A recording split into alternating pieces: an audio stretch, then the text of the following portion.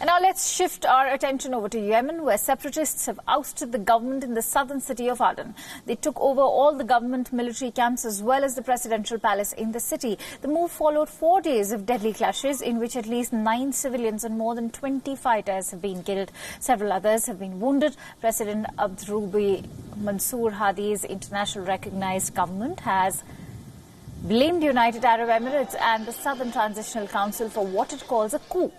The government has now lost control over 2 of the country's most important cities. In a statement, the Foreign Ministry has asked UAE to halt its material support and withdraw its full military support from the groups that have rebelled against the state. Yesterday, 200 soldiers from the Presidential Guard were given safe passage out of the palace as the separatists seized control of the palace during the absence of President Hadi. The separatists also took over the house of Interior Minister Ahmed al-Maisari after he was evacuated by coalition forces. Remember, President Hadi is based in Saudi Arabia. The separatists have been part of the Saudi-led pro-government coalition that has been battling the Houthis since March 2015. And so by taking over Aden, the separatists have fractured the Saudi-led coalition. The coalition has called for an immediate ceasefire in the region. It has threatened military force against anyone who violates this. Meanwhile, the rebels were seen celebrating the takeover.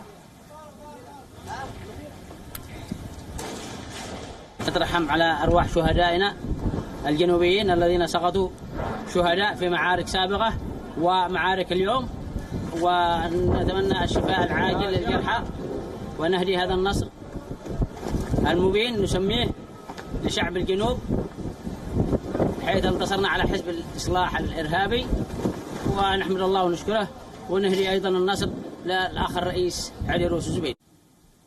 And our next story is about a license for the most unlikely thing in the world. A license is essentially a permit from administrative authorities, as you might know. From dangerous things like guns to essentials like driving a car, you need an official document to prove that you've been approved for it. It's important to regulate who can and who can't. But in one country, you may need a license even for begging or a QR code reader.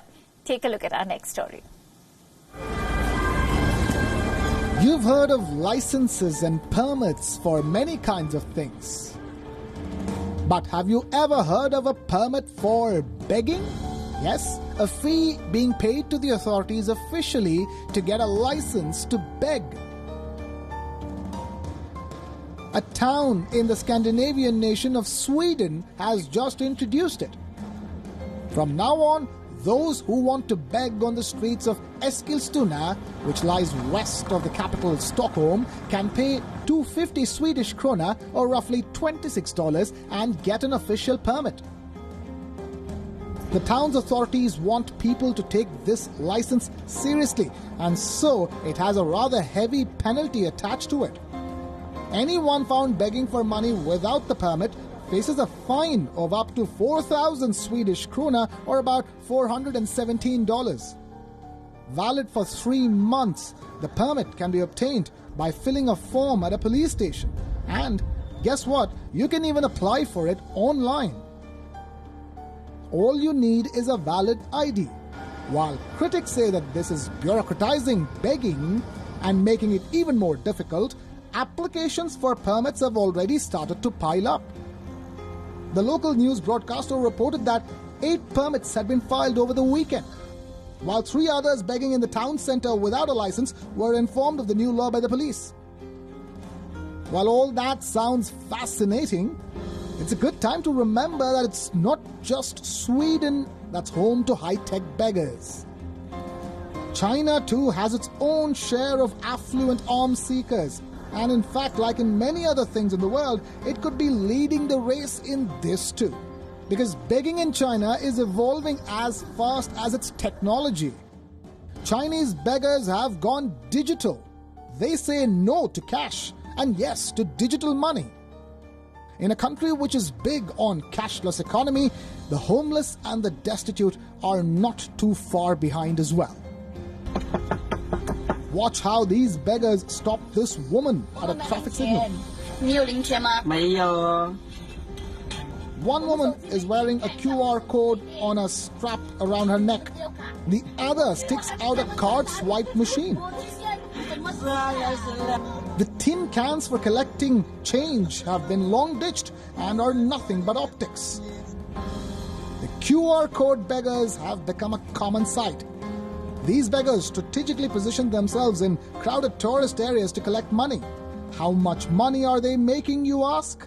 Well, they can make up to 400 yuan or $58 a day. And it does not end there. The beggars ask their patrons to make donations through Alibaba Group's Alipay wallet or Tencent's WeChat wallet. It gets better. If you're faced with a beggar who carries a sponsored QR code, then you don't even have to give alms. Small businesses pay beggars for every sponsored scan. And these businesses use patrons' scans for marketing purposes. In short, it's a win-win situation for everybody. A third of all mobile payments in China are made with QR codes. It was invented in 1994 by the Japanese company Denso Wave for the purpose of tracking vehicles during manufacturing. Over time, it slowly transitioned to online payments and spread across the world. But Beijing has leapfrogged all nations. In China, QR codes benefit not just the haves, but the have-nots too. Bureau Report.